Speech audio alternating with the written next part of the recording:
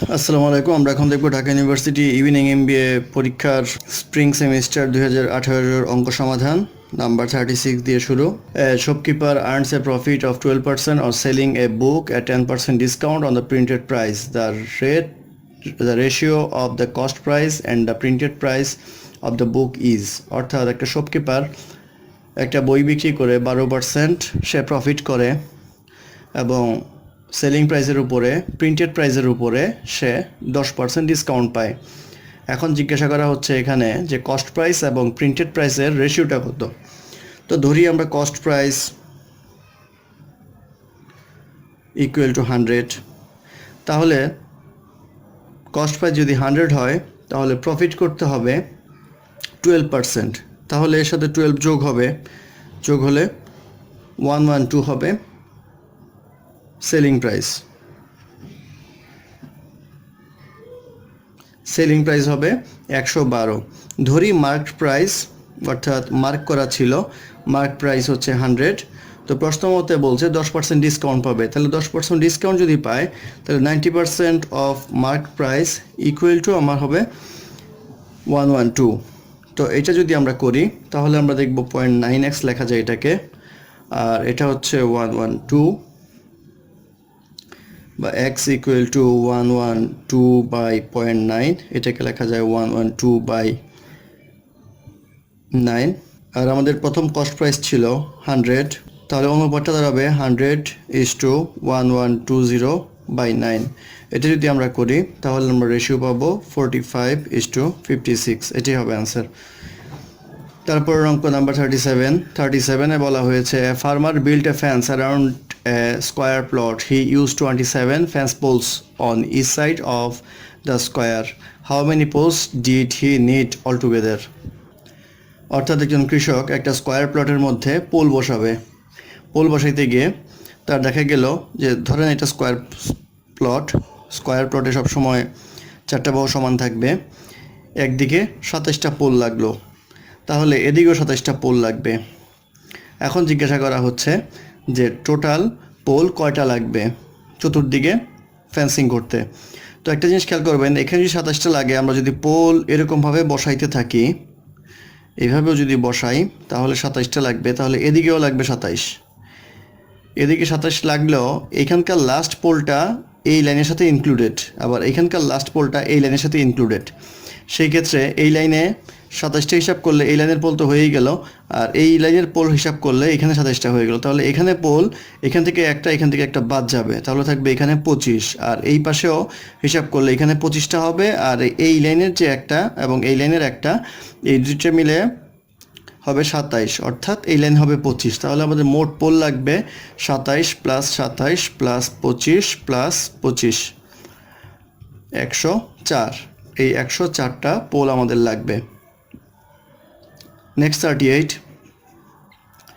in a city 40% of the adult are illiterate while 85% of the children are illiterate. If ratio of adult and children is 2:3, then what percentage of the population is literate? এখানে বলা আছে adult 40% হচ্ছে illiterate, তাহলে literate কয়জন? Literate হবে 40 - 100 equal to 60%। আর চিলড্রেনের ক্ষেত্রে বলা হচ্ছে 85% ইলিটারেট, তাহলে লিটারেট হবে 100 - 85, 15%। এখন বলা হচ্ছে অ্যাডাল্ট এবং চিলড্রেনের রেশিও হচ্ছে 2:3। তাহলে আমরা এখন যেটা করতে পারি সেটা হচ্ছে 60-র 2 গুণ এবং 15-এর 3 গুণ, তাহলে এটা আসতেছে আমাদের 120 এবং এটা আসতেছে 45। এবার খেয়াল করেন, যেহেতু পার্সেন্টেজ হিসাব এটা দ্বিগুণ, সেহেতু এটা হচ্ছে 200 আর 3-এর জন্য হবে 300, টোটাল 300-এর মধ্যে হিসাবটা আসলো। আর আমাদের রেশিও বের করতে গেলে উপরে রাখতে হবে 20 প্লাস 45, অর্থাৎ লিটারেট কতজন, এইটা হিসাব করতে গেলে এভাবে আসবে। তো এটা যদি আপনারা ক্যালকুলেট করেন তাহলে পাবেন 165/500 ইকুয়াল টু 33%। এটা হবে এই কোশ্চেনের answer. Next number 39, The average weekly salary of 12 workers and 3 managers in a factory is 600. If the manager whose salary is 720 is replaced with a new manager, then the average salary of the team falls to টাকা 580. What is the salary of the new manager? অর্থাৎ 12 জন worker এবং 3 জন ম্যানেজারের average salary ছিল 600 টাকা। এখন বলা হচ্ছে একজন ম্যানেজারকে রিপ্লেস করা হলো, রিপ্লেস করার ফলে টিমের যে স্যালারির অ্যাভারেজ হচ্ছে সেটা 580 টাকায় নেমে আসলো। সেই ক্ষেত্রে নতুন যে ম্যানেজার তার স্যালারি কত? তো এটা একদমই সোজা, আমাদের 12 ওয়ার্কার প্লাস 3 ম্যানেজার, টোটাল তাদের অ্যাভারেজ স্যালারি হচ্ছে 600, তাহলে টোটাল স্যালারি হবে 9000। আবার যদি নতুনটা ধরেন তাহলে 12 ওয়ার্কার প্লাস 3 ম্যানেজার 580 হচ্ছে তাদের অ্যাভারেজ, তাহলে এটা 15 দিয়ে গুণ করলে আসবে 8700। তো একজনকে রিপ্লেস করা হচ্ছে যে হচ্ছে বেতন পেত 720, তাহলে এইটা হচ্ছে 8280। এখন এই 8280 হচ্ছে এখানকার 14 জনের স্যালারি, টোটাল স্যালারি। তাহলে এখান থেকে যদি এটা বিয়োগ করি, 15 জনের থেকে স্যালারি বিয়োগ করি, তাহলে আসে 420 টাকা। এই 420 টাকা হচ্ছে যে ম্যানেজারটা রিপ্লেস হলো তার স্যালারি ছিল। এটা হচ্ছে 420, এটা হচ্ছে এই অঙ্কের আনসার। নেক্সট নাম্বার 40তে বলা হয়েছে in one box of mix nut 30% আর peanuts, in another box of mix nuts which is 1/2 the size of the first one, 40% are peanuts. If both boxes are emptied into a same bowl, what percentage of the mixed nut in the bowl are peanuts? অর্থাৎ mixed nut এবং peanut বলা হচ্ছে একটা বলে যা ছিল তার পরের বলে অর্ধেক আছে। তো প্রথম বলে দেওয়া আছে পিনাট 30%, তো প্রথম বলে ধরে নেই আমরা 100 ছিল, তাহলে 30% পিনাট হলে 30টা হবে পিনাটের পরিমাণ। আর দ্বিতীয় বল বলা আছে প্রথম বলের অর্ধেক 50 যদি ধরি আমরা তাহলে 40% পিনাট ছিল, তো 40% পিনাট হলে এখানে পিনাটের পরিমাণ হবে 20, তাহলে টোটাল পিনাট হচ্ছে আমাদের 50 আর টোটাল নাট যেটা ছিল মিক্স সেটা হচ্ছে 150। তাহলে আমাদের যদি পার্সেন্টেজ বের করতে বলে পিনাটের, তাহলে 150 50 কত 150 কত পার্সেন্ট সেটা বের করতে হবে, ইন্টু 100 ইকুয়াল টু 33.33%। এটা হবে এই কোশ্চেনের আনসার। নেক্সট ম্যাথ 41-এ বলা আছে in the ratio of previous price and current price of item is 2:3, then what is the percentage increase compared to the previous price? অর্থাৎ আগের প্রাইস এবং পরের প্রাইসের রেশিও হচ্ছে 2:3, তাহলে প্রাইস কতটুকু বাড়লো? তাহলে আগের প্রাইসের সাথে কম্পেয়ার করতে গেলে বর্তমান প্রাইস যদি 3 টাকা হয়, আগের প্রাইস 2 টাকা হয়, তাহলে বাড়লো 1 টাকা, আর আগে ছিল 2 টাকা, এইটা ইন্টু 100 ইকুয়াল টু 50%। 50% হবে এই কোশ্চেনের আনসার, অর্থাৎ প্রাইস বাড়লো 50%। তারপর নাম্বার 42তে জিজ্ঞাসা করা হয়েছে an item is sold at the loss of 12%. If the item can be sold at 1200 more, then there would be profit 8%. What is the cost price of the item?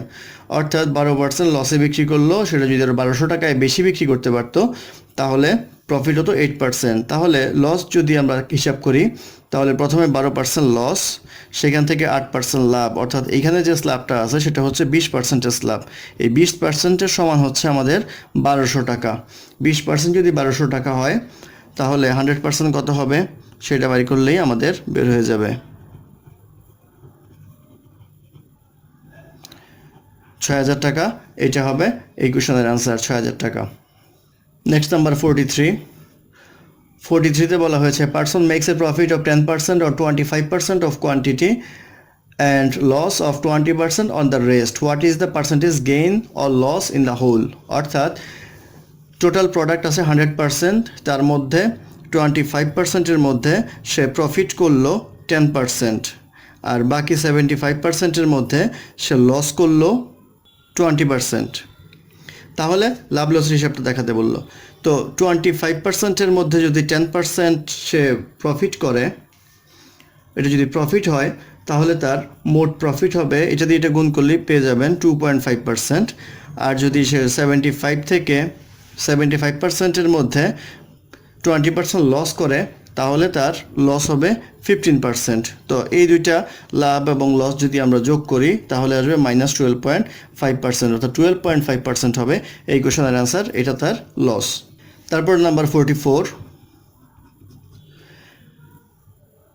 how many times does a digit 4 comes to write number from 100 to 10, অর্থাৎ 10 to 100 পর্যন্ত যদি আমরা number লিখি তাহলে কয়টা 4 আসে। তো আমরা একটু খেয়াল করলেই দেখব ব্যাপারটা খুবই ইজি। 14, 24, 34, 44, 54, 64, 74, 84, 94। এখানে দেখেন 4 কয়টা, 1টা 2টা 3টা 4 5 6 7 8 9 10টা 4। আর 4 পাবেন কোথায়? আর 4 পাওয়া যাবে 40, 41, 42, 43, 44 যেহেতু আগে নেওয়া হয়েছে সেহেতু আমরা নিব না, 45, 46, 47, 48, 49। এখানে দেখেন 1 2 3 4 5 6 7 8 9টা, এখানে আছে 9টা 4, টোটাল 4 হচ্ছে আমাদের 19টা, তাহলে 19 হবে এই কোশ্চেনের আনসার। তারপর নাম্বার 45 এ বলা হয়েছে the population of Bangladesh is estimated 160,000,000,000, which one below is the correct standard expression of the number, অর্থাৎ 160 1 2 3 1 2 3 এরকম দেওয়া আছে। তো এইটা উত্তর আমরা দেখব 1 2 3 4 5 6 7, অর্থাৎ 16 × 10⁻7, অর্থাৎ যত ঘর আগে দশমিক বসাবেন 10 টু দি পাওয়ার তত হবে। যদি এই ঘর আগে দশমিক বসাতাম তাহলে 10 টু দি পাওয়ার 1 হতো, গুণিত হইতো।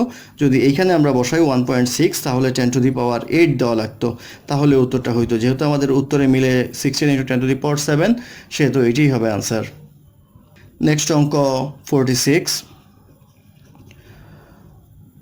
এ বলা আছে fraction becomes 4 when 1 is added to both numerator and denominator, and it becomes 7 when 1 is subtracted from both the numerator and denominator.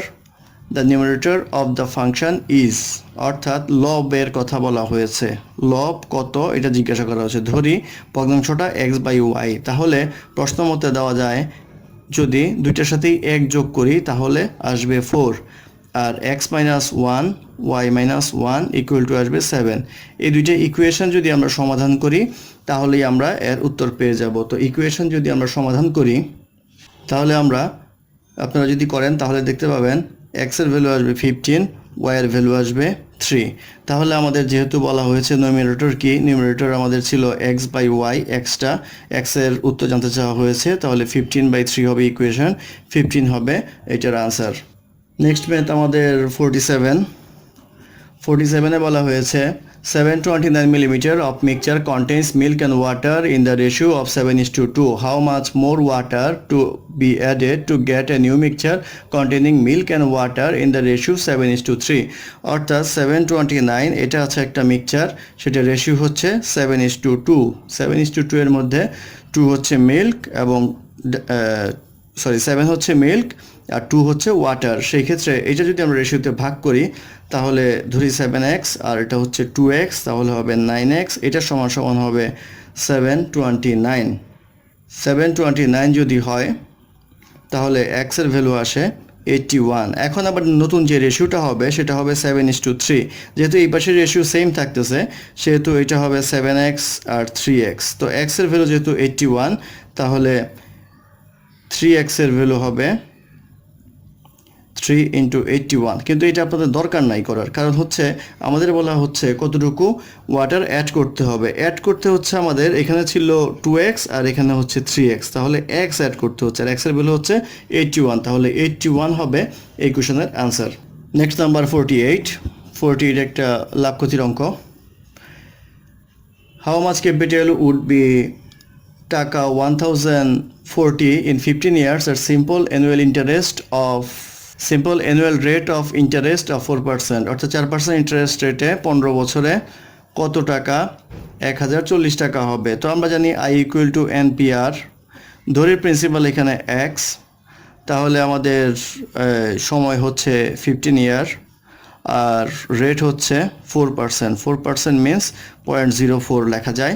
সেই ক্ষেত্রে আমরা যদি হিসাব করি তাহলে আমরা যে টাকাটা ব্যাক পাবো অর্থাৎ ইন্টারেস্টটা কত হবে, ইন্টারেস্ট হবে যেহেতু 1040 হচ্ছে ইন্টারেস্ট এবং মূল টাকা সহ, সেহেতু 1040 থেকে যদি আমরা মূল টাকাটা বাদ দিই তাহলে ইন্টারেস্ট হবে।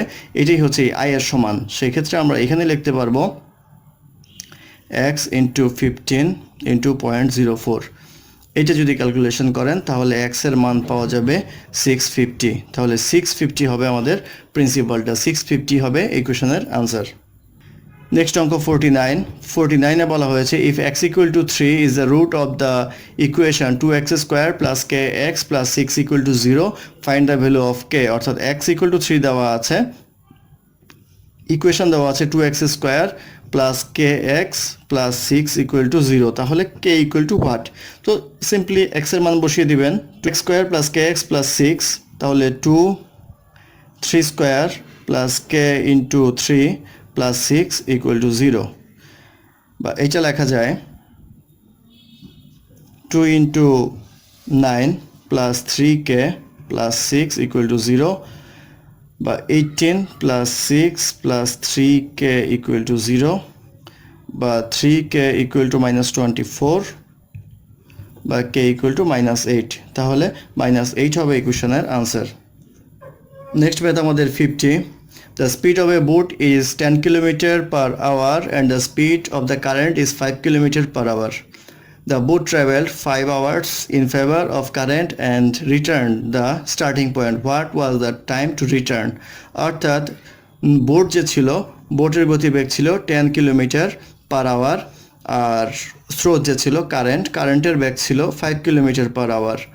তো এখন বলা হচ্ছে সে স্রোতের অনুকূলে গেল 5 ঘন্টা এবং স্রোতের প্রতিকূলে সে ফিরে আসতে কয় ঘন্টা সময় লাগবে সেটা জিজ্ঞাসা করা হচ্ছে। তো আমরা দেখি স্রোতের অনুকূলে যে 5 ঘন্টা গেল সেই দূরত্বটা কত ছিল।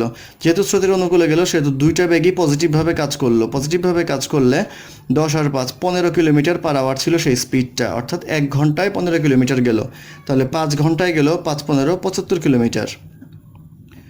এখন কথা হচ্ছে স্রোতের বিপরীতে যখন সে ফিরে আসবে তখন নৌকা হচ্ছে 10, স্রোত হচ্ছে 5। তো একটার বিপরীতে কাজ করলে রেজাল্ট্যান্ট যে ফোর্সটা পাওয়া যাবে সেটা পাওয়া যাবে হলো 5 কিলোমিটার পার আওয়ার, অর্থাৎ 1 ঘন্টায় 5 কিলোমিটার যাবে, তাহলে 75 কিলোমিটার যাবে 75/5 ইকুয়াল টু 15 আওয়ার, অর্থাৎ 15 ঘন্টা সময় লাগবে। এটাই হলো এই অঙ্কের আনসার। নেক্সট নাম্বার 51 একটা ইকুয়েশন বলা হয়েছে x equal to -1 then x to the power 4 minus x cube plus x square by x minus 1 equal to what? তো এখানে যদি শুধুমাত্র মান বসাই -1 x টু দি পাওয়ার 4, যেহেতু -1কে 4 বার পাওয়ার করলে +1 হবে, আর এক্স কিউবকে যদি -1 কিউব লিখি তাহলে -1 আসবে, -1 এর সাথে এই মাইনাসটা গুণ হওয়ার কারণে +1 হবে। আর এটা করলে যেহেতু x -1 স্কোয়ার ইকুয়াল টু +1, তাহলে আসবে 3, নিচে আসবে -2 ইকুয়াল টু -3/2, অর্থাৎ -3/2 হবে এই কোশ্চেনের আনসার। তারপর অঙ্ক 52 একটা ইকুয়েশন সলভ করতে বলা হয়েছে 1/1 plus ax plus 1/x equal to 3/2x। এটা যদি আমরা সাধারণভাবে ইকুয়েশন সমাধান করতে যাই 1 plus ax equal to 3/2x minus 1/x, শুধু এইটুকু যদি লসাগু করি তাহলে আমরা পাবো 2x, তাহলে 3 মাইনাস 2 আসবে 1/2x। সংক্ষেপে করার জন্য আমরা শুধুমাত্র পাশাপাশি করছি, কিন্তু পাশাপাশি করলে ইকুয়েশনটা হবে না। আপনারা যখন বাসায় শিখবেন তখন আলাদাভাবে করবেন। এটা আসতেছে আমাদের ইকুয়েশন, এটা ইকুয়াল টু এইটা।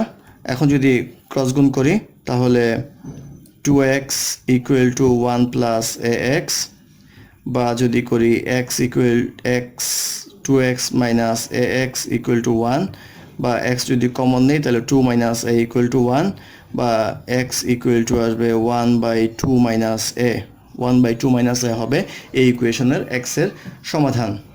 নেক্সট নাম্বার 53তে বলা হয়েছে rectangular park has length of 620 meters and the breadth of 480 meters. If a path 4 meter wide passes around the park, what is the area of the path in the square meter? অর্থাৎ 620 metre দৈর্ঘ্য এবং 480 metre প্রস্থ বিশিষ্ট একটা পার্কের চারদিকে 4 metre প্রশস্ত রাস্তা আছে, সেই রাস্তার ক্ষেত্রফল জানতে চাওয়া হয়েছে।